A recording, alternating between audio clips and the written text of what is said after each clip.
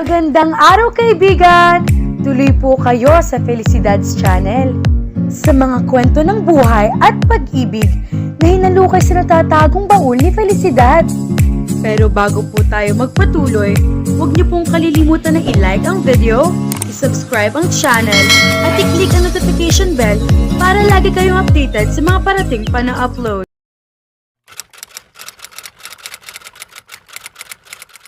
Gosh! Siya na ang destiny ko. Ani Nordeliza Milo, Honor Orozco, mas kilala sa palayaw na Jaya, sa pamilya at malalapit na kaibigan. Dahil kamukha raw niya si Miss Jaya, nang magtama ang mga mata nila ng cute na kaklase niya. Tinandaan niya ang pangalan nito nang mag-roll call ang kanilang professor sa unang subject nila. Tammy. It was such a beautiful name. Para sa isang anghel. Hindi iyon alangan sa itsura ng lalaki dahil mukha naman talaga itong anghel. Dimples pa lang, ulam na. Kinikilig na nais sa loob pa niya. First day, first semester at first school year niya sa universidad na iyon. Papasok pa lang siya sa gate ay namataanan niya si Tammy. Kung hindi ba naman talaga pinagtitiyap sila ng tadhana, kamukhat-mukhat niya ay magkaklase pala sila. Simula ng araw na iyon, ay wala na siyang ipinagdarasal kundi ang pansinin siya ni Tammy at eventually ay likawan. Ganoon na lang ang tuwa niya nang tuparin ng Panginoon ang kanyang dasal. 2 buwan pa lang silang magkaklase ni Tammy nang ligawan siya nito. Hindi na niya pinatagal ang panlilikaw nito. Sinagot agad niya ito dahil bukod sa crush na ito, gusto talaga niyang magkaroon ng boyfriend. Mabilis na lumipas ang panahon. Mahigit 2 taon na pala ang relasyon nila. Maingat sila sa pagtatago ng tungkol doon dahil mahigpit na ipinagbabawal ng mga magulang niya na makipagnobyo siya. Magtapos ka muna ng pag-aaral bago ka gumarutay. Iyon ang mantra ng kanyang papa. At kung pipili ka rin ng lalaki, iha, siguraduhin mong hindi isang patay gutom ang ihaharap mo sa amin ng iyong papa. Iyon naman ang laging sigunda ng kanyang mama. Wala siyang isinasagot sa mga ito kundi yes mama at yes papa. Ani mo siya isang maamong tupa. Kung alam lang ng mga ito, pero nagkamali siya ng akalain niyang magpapatuloy ang ligaya nila ni Tammy. Pagtuntong niya ng 3rd year college ay natuklasan ng mga magulang niya ang tungkol sa relasyon nila ni Tammy. Matigas ang naging pagtutol ng kanyang ama sa bagay na iyon. Hindi ka tumubad sa binitawan mong pangako sa amin ng iyong mama. Sabi nito nang kumprontahin siya nito isang weekend na nasa hasyenda siya. Sa itsura nito ay tila gusto siyang sampalin. Pinag-aaral ka namin, pero ito pang iginaganti mo sa amin, Jaya. Ang traido rin kami sa pamamagitan ng pakikipagmabutihan sa kung sinong Poncio Pilato. At sa isang hampas lupa pa. How could your taste be so cheap? Dumagundong din ang boses ng kanyang matapobreng ina. Hindi mahalata ang pagiging donya nito kung hindi ito magsusuot ng patong-patong na diamante at perlas. Pandak, maitim at hindi katangusan ng ilong nito. Namana niyang unang 2 katangian na iyon. Mabuti na lang at kasintangos ng ilong ng papa niyang ilong niya. Napangiwi siya. Pa, ma, 18 na ako. Hindi naman illegal ang ginagawa namin ni Tammy. Nagmamahalan kami. Nagmamahalan? Huh? Paismid na sabi ng kanyang mama. Mulat sa pool, kahit hindi kagandahan ay sosyalera talaga ito. Susuway ka rin lang, hindi pa roon sa worthy ng pagsuway mo sa amin. Wala kaming ibang hinangad kundi ang mabigyan ka ng magandang buhay. Ano? Sa patay gutom na lalaking yon? You're so cheap and you're so mean. Hindi na nakapagpigil na sagot niya. Who do you think they were? Anyway, gods. Pare-pareho lang tayong umiihi sa umaga, mama. Tila hilakbot na nanlaki ang mga mata nito. At marunong ka nang sumagot ngayon? Saan mo nakukuha ang mga ganyang klase na ideya? At ang lingwahe mo? Oh my, Philip! Sinabi ko na kasi sa'yo, dapat ay sa Maynila natin siya pinag-aral. We should have sent her to LaSalle or Ateneo. Tinignan mo kung anong natututuhan niya sa pipitsurong eskwelahang pinapasukan niya. Ikinumpas ng papa niya ang kamay nito sa harap ng mama niya. Hindi niya kailangang mamasukan sa ibang kumpanya pagka-graduate niya, kaya hindi natin siya kailangang ilayo sa atin. Walang problema sa eskwelahan niya ngayon. Ang problema ay ang pakikipagrelasyon niya sa oportunistang lalaking iyon. Isang heredera na pumatol sa patay gutom. My goodness, Iha. Ano bang nangyayari sa'yo? Ma, Pa, please? Hindi patay gutom si Tommy, okay? May trabaho ang mga magulang niya. May sarili silang bahay at kaunting kabuhayan. They're from the working class, yes, but we're not gods. Hindi sila kasing yaman natin, pero hindi naman sila kasing hirap ng mga daga. Umismid ang mama niya. What's the difference? Ganoon pa rin yon. Hindi sila magtatrabaho, magugutom sila ng isang kahig isang tuka. Ano pa bang tawag mo ron? Hindi ba patay gutom? Alam nyo? Ang OA nyo. Sabi na lang niya. Hiwalayan mo siya, tapos ang problema. Maotoridad na sabi ng kanyang papa. Wala namang problema, papa eh. Just do as you're told, sabi ng mama niya. Nag-iisang anak ka namin at hindi pwedeng ikaw pa ang bumuhay sa magiging asawa mo. Sa halip na magbubuhay rin na ka na lang kapag pimilyado ka na. You're a princess now. To become a queen later is a natural thing. Hindi sinunod ni Nora ang utos ng kanyang mga magulang. Pilit na lang niyang ipinaunawa kay Tommy na kailangan nila ng mas ibayong pag-iingat kung gusto nilang magpatuloy ang kanilang ligaya. Huminga ito ng malalim. Pasalamat ka at mahal na mahal kita. Kung hindi, asa ka na magtiyaga ako sa ganitong setup. Ang hassle naman ng parents mo, sweetheart. Nagtatampong wika nito. Pasasaan ba't matatanggap ka rin nila? Magtiis-tiis muna tayo. Pagka-graduate natin, at kapag may mapapatunayan na tayo sa kanila, wala na rin silang choice kundi tanggapin tayo. We'll get married and have kids. Napangiti siya. Now, if you want that to happen in the not so far future, kailangan talaga nating maging maingat, sweetheart. May magagawa pa ba ako? Wika nito. Makikita pa rin ba tayo ng madalas? Hindi kasing dalas ng dati, pero gagawa tayo ng paraan. Sagot niya. Talagang sinusubukan mong pasensya ko, Nordeliza Milo Honor Orozco. Sabi ng papa niya na si Don Philip. Kahit nagtatagis ang mga bagang nito ay hindi ito nagbakal sa pagbigkas sa mahabang pangalan niya na mula pagkabatay itinuring na niyang isang sumpa. Noong mag-grade 1 siya, lalo siyang nainis sa pangalan niya dahil hindi iyon magkasya sa papel. Ang sabi mo sa amin ng mama mo ay tinapos mo na ang pakikipagrelasyon sa Tommy Clavinas na iyon. Ano naman itong natuklasan namin na patuloy ka nakikipagtagpo sa lalaking iyon? Hindi siya makasagot. Saan ba nito nakukuha ang mga impormasyong iyon? Pinasusubaybayan ba siya ng kanyang mga magulang? This is it, Jaya. You're grounded. You are not allowed to get out of the house for 1 week. Pero pa, may pasok ako sa school. Pues, a-absent ka. I've flunked my subjects. To hell with your subjects. Sinuway mo kami ng mama mo. Pues, tingnan natin kung sino ang mas matigas sa atin. Pagkasabi niyon ay tinalukuran siya nito. Ma, apela niya sa kanyang ina na naiwan sa silid niya. You heard your father. Sabi nito. You are not allowed to see anyone outside of the hacienda. Napaiyak na siya. Si Belina, ma. Pwede bang kahit siya man lang, makita ko? Tanong niya. Sa tulong ng best friend at kababata niyang si Belina, ay pwede silang magkaroon ng komunikasyon ni Tommy. We'll see about that.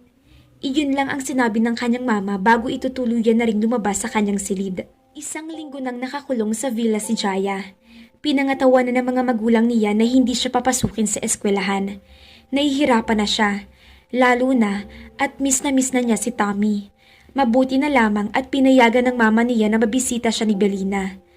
Nakapagdesisyon na ako, Ate Bel. Sabi niya, hindi ko na kayang mawalay kay Tommy. Lalayas ako sa pamamahay na to. Okay lang sa akin na mabuhay ng simple basta kasama ko siya. Kaysa mayaman nga ako, pero wala naman sa buhay ko siya. Hindi ko rin ma-enjoy ang karangyaan na halos sambahin ni ng mama at papa. Ha? Sigurado ka ba, bruha? Oo, kukuha lang ako ng tiyempo at lalayas talaga ako rito. Teka muna. Baka madamay ako sa kagagahang gagawin mo. Pati ako'y madamay sa galit ni na Don Philip. Desidido ka ba talaga? Baka naman emosyonal ka lang kaya ka nagkakaganyan. Desidido na ako. Alam ko kung nasa ng bahay ni na Tommy. 2 bayan lang ang pagitan namin, no? Makalabas lang ako ng hacienda ay hindi na ako babalik dito. Doon na lang ako titira kina Tommy. Kilala ko na ang parents niya at tanggap ako ng pamilya niya. Siyempre naman Mare, sinong hindi tatanggap sa isang Nordelisa Milo, Honor Orozco? Lalo na kapag nalaman nilang daladala mo ang lahat ng perang naipon mo. Pati ang mga passbook mo ang naglalaman ng mga perang minana mo mula sa Lolo Frederico mo. Hoy, hindi sila ganong klaseng tao. Hindi sila mapagsamantala. Oo na. Ang point ko lang, kahit hindi ka na umuwi sa parents mo ay mabubuhay kayo ni Tommy hanggang makapagtapos kayo ng pag-aaral. Napahinga siya ng malalim. Iyon din ang sinabi sa kanya ng mga magulang niya. Siya ang bubuhay kay Tommy sa halip na itong magtataguyod sa kanya. Ipinilig niya ang kanyang ulo upang itaboy ang isiping iyon. Habang nakakulong ako rito, ay binuo ko na ang mga plano ko sa buhay, Belle. At lahat ng iyon ay nakasentro kay Tommy. Hindi ito tumugon. Kung sumasang-ayon ito o hindi sa sinasabi niya ay wala itong ipinakitang reaksyon. Sa isang buwan ay 20 anyos na ako. Hindi na ako minor de edad. Bibili kami ni Tommy ng lupain sa Nagcarlan sa perang ipon ko at iyong minana ko kina Lolo. Iyon ang pagyayamanin namin at sa lupang iyon din kami bubuo ng pamilya at mamumuhay ng walang kasing gasaya. Well, good luck. Umiiling-iling na sabi ni Belina. Higit pa riyan ang kailangan ko mula sa iyo, Best. Tumaas ang kilay nito. Parang gusto kong kabahan. Bit-bit ni Jaya ang kanyang bag habang maingat na binabagtas ang sagingan na katabi ng mansyon ng kanilang pamilya. Tumatagos ang sagingan sa malawak na manggahan nila. Puno ng excitement ang kanyang puso. Sa wakas ay matutuloy na rin ang balak niyang pakikipagtanan kay Tommy. Tumakbo siya hanggang sa tuluyan na siyang makalabas ng sagingan.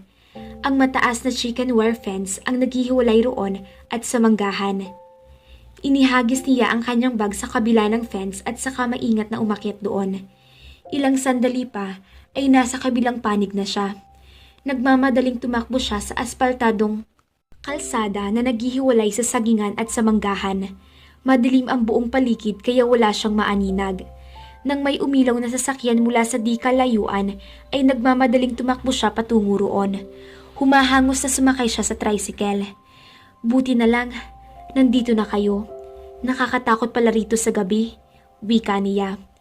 Papatayin ako ni na Don Philip kapag nalaman nilang ako ang kasabot mo sa kalokohan mo, sabi ni Belina. Huwag mo na silang isipin. Ako at ang kaligayahan namin ni Tommy ang isipin mo. Sandali nga. Sinilip niya ito mula sa sidecar ng tricycle. Bakit ikaw nandyan sa motor? Akala ko ba kasama mo si Tatiana? Impact ang bakla iyon. Nang puntahan ko sa bahay nila, wala roon. Nakalimutan yata niyang usapan namin, kaya tumuloy sa miski kumintang. Ikaw ang nag-drive nito? Di makapaniwalang sabi niya. Tumirik ang mga mata nito. Sino pa nga ba? Marunong ka na ba talagang mag-drive? Makakarating ba ako rito kung hindi? O sige, halika na. Dalian natin. Ang alam ko'y may magroronda ritong mga tauhan ni Papa. Lalo pat malapit ng anihin ng mga mangga. Tara, let's go! Tinapakan nito ang kickstarter. Inulit nito yon ng ilang beses pero ayaw mabuhay ng makina. Oh my gosh!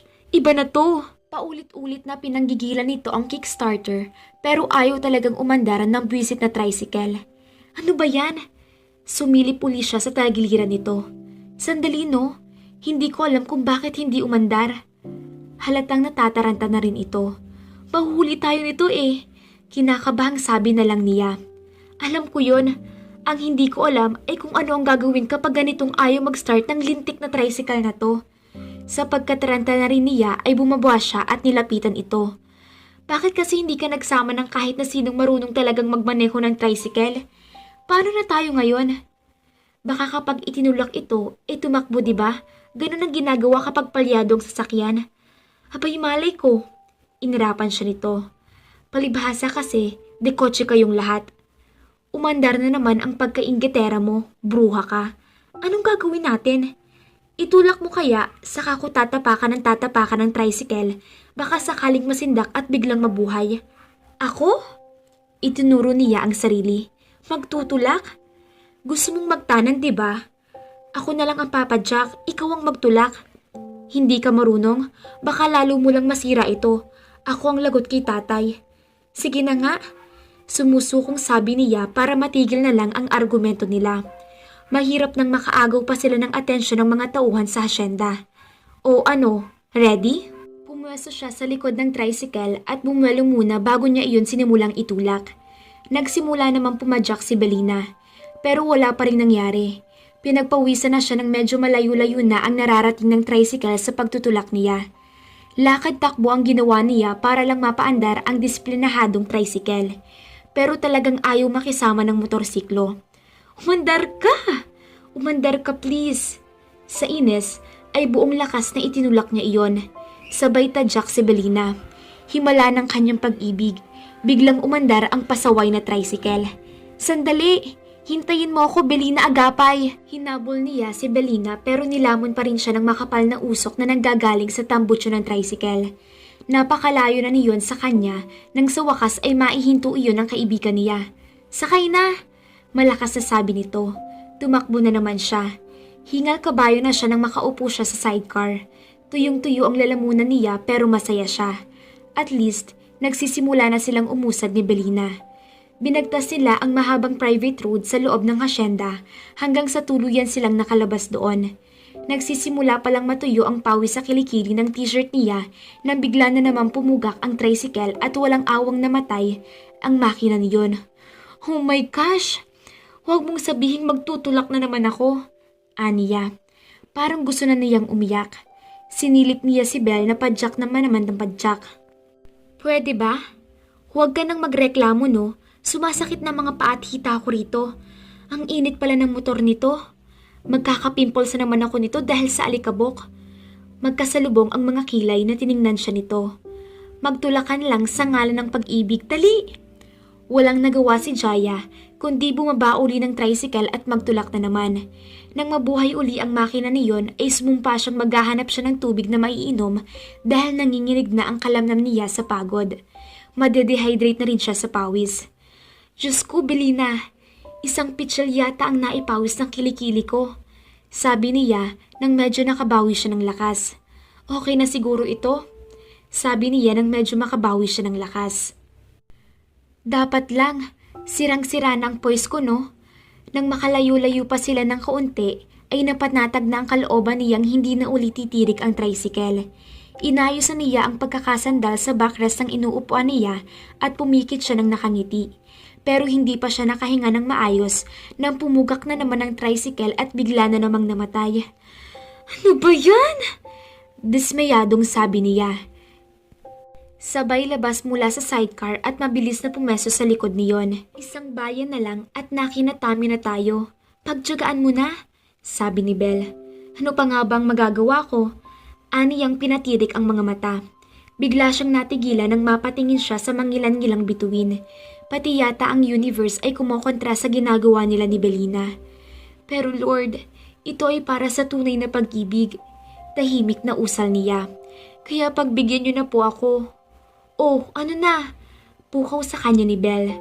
Napabuntong hininga na lang siya at saka sinimulan uli ang pagtutulak. Nanginginig ang buong kalamnan ni Jaya nang huminto sila ni Belina sa tapat ng bahay ni Natami. 3 beses pa siyang nagtulak pagkatapos silang tumirik paglagpas sila sa unang bayan. Wala naman siyang magawa. Hindi siya pwedeng mag-inarte at magreklamo dahil siya ang ginagawa ng pabor ni Belle. Lawit na ang dila niya sa uhaw. Kahit isang tindahan kasi ay wala na silang nadaan ng bukas. Pakiramdam niya ay nanlilimahid na siya sa dumi. Ilang beses siyang natuyuan ng pawis kaya sigurado siya na kahit anong spray ng pabango ang gawin niya ay hindi niyon maitatago ang mabantot na amoy niya. Amoy paksiw na binayabasan na siya, for sure. Ultimong anit yata niya ay misulang pinaputok na bangus. Hindi ko na maigalaw ang mga hita ko. Nanginginig na rin ang mga braso ko dahil sa pagtutulak. Pagod na ako. Gusto ko nang mag-shower at matulog na lang sa kwarto ko. Mangiyak-ngiyak na sabi niya habang nagsusuklay siya ng buhok. Hindi pa rin siya bumababa ng tricycle. Langyang buhay to, oo. All this in the name of love. Huwag ka nang mag-emote dyan. Tutal, nandito na tayo. Sagot ng kanyang kaibigan. Diyos ko, mukha pa ba akong tao nito? Oo naman, taong grasa. Pinatirik niya ang kanyang mga mata bago siya umibis. Serious, okay na ba itong buhok ko? Huwag iyang buhok na kulot ang problemahin mo. Patay ng mga ilaw sa loob ng bahay oh. Nakakahiya na yatang mambulahaw. Tiyak natulog na sila. Pasado 1:00 na. Halos 3 oras kasi tayo nagbiyahe. Puno ng sarkasmong sabi niya. Sa oras na ito, sa tingin mo ba hindi pa tulog ang mga nakatira dyan? Anong gagawin natin? Babalik na naman tayo bukas? Anong akala mo? May energy pa akong ulitin bukas ang ginawa natin ngayon? Hindi ako si Darna, Mother Belina Agapay. Huwag kang mainit ang ulo mo. Pareho lang tayong pagod. Paasik na sabi nito sa kanya. Hindi na lang siya kumibo para hindi na mauwi sa away ang diskusyon nila.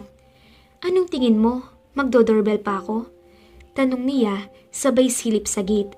Mula roon ay nakikita niya ang malawak na bakuran at bungalow ni Tammy. Hindi ko alam Alanganing sagot ni Belle. Nakakahiya na yata, Jaya. Oo nga Napakagatlabi siya. Paano na kaya ito? Sa amin ka na lang muna kaya matulog. Wala naman si tatay Maaga rin naman umaalis si nanay para magtinda ng mga kakanin sa palengke.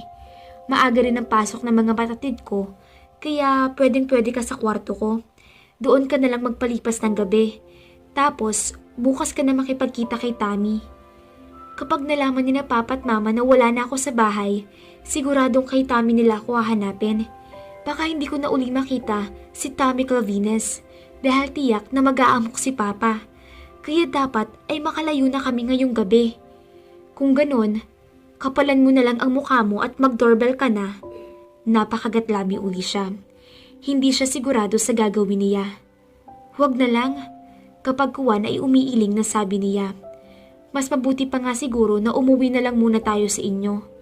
Tatawagan ko na lang siya para sabihin sa ibang araw na lang kami magkita. Wawarning ko na lang siya. Baka puntahan siya ni Papa. Good idea. Tatango-tangong sabi ni Belle. Pero sumama uli ang mukha nito. Dito pa rin ba talaga tayo sasakay, Jaya? Pwede ba? Sikmat niya. Hindi ko na kaya magtulak. Anong gagawin natin dito? Iwan na lang natin yan dito sa tapat ng bahay ni Tammy. Ako nang bahalang magsabi sa kanya. Tapos bukas na lang natin balikan. Ipapasok naman siguro nila iyan sa loob ng bakuran nila kapag nakiusap ako. Malakas ka ba talaga sa magiging biyanan mo? Tila diskumpiyadong tanong nito. Oo naman mayabang na sagot niya. Tara na kung ganon. Magsimula na tayo maglakad at maghanap ng masasakyan. Baka may bumabiyahe ng jeep paluwas sa San Pablo. Dumadaan yun sa atin. Inayos sila ang pwesto ng tricycle pagkatapos ay kinuha niya sa sidecar ang dala niyang bag. Bigla silang nasilaw sa ilaw na nagmumula sa isang papalapit na kotse. Diyos ko, baka marip tayo nito, Jaya. Wika ni Belle. Sumiksik ito sa kanya. Pumasok tayo sa tricycle para hindi tayo makita. Dali at baka lasing ang sakay ng kotseng yan. Ninenervyos na itinulak niya ito papasok sa sidecar. Pagkatapos ay tumabi siya rito. Lalo siyang ninervyos nang huminto sa mismong tapat ng gate na Tammy ang magharang kotse. Bumukas ang pinto sa passenger seat. Halos hindi sila humihinga nang sumilip sila sa rear view mirror ng tricycle upang tingnan kung sino ang pababa mula sa kotse. Nahigit nila ang kanilang hininga nang iluwan ng kotse si Tammy. Masaya pa itong nakipagkwentuhan sa driver. Nakabukas ang ilaw sa loob ng kotse kaya nakita nilang isang may itsurang babae ang driver niyon. Matagal pang nanatiling nakatayo si Tammy sa tabi ng driver seat. Kapag kuwan ay tumawad ito't ipinasok sa bintana ang kalahating katawan. Kitang-kita ng mga mata niya kung paano hinalikan ni Tammy ang babae. Nag-French kiss ang mga ito. Bago pa siya napigilan ni Belina ay bumaba na siya ng tricycle. Tumama sa mukha nito ang bag na ibinato niya rito sa pagmamadali niyang makababa. Hoy! Sigaw niya kay Tammy. Binilisan niya ang paglalakad palapit sa kotse. Pagkakita nito sa kanya ay nauntog pa ang ulo nito sa kisame ng kotse dahil sa pagmamadali nitong mailabas ang katawan mula sa loob ng sasakyan. Jaya? Shock na sabi nito. Hayop ka? Demonyo ka? Kaya pala hindi mo ako tinatawagan simula nang ikulong ako ni na Papa sa bahay.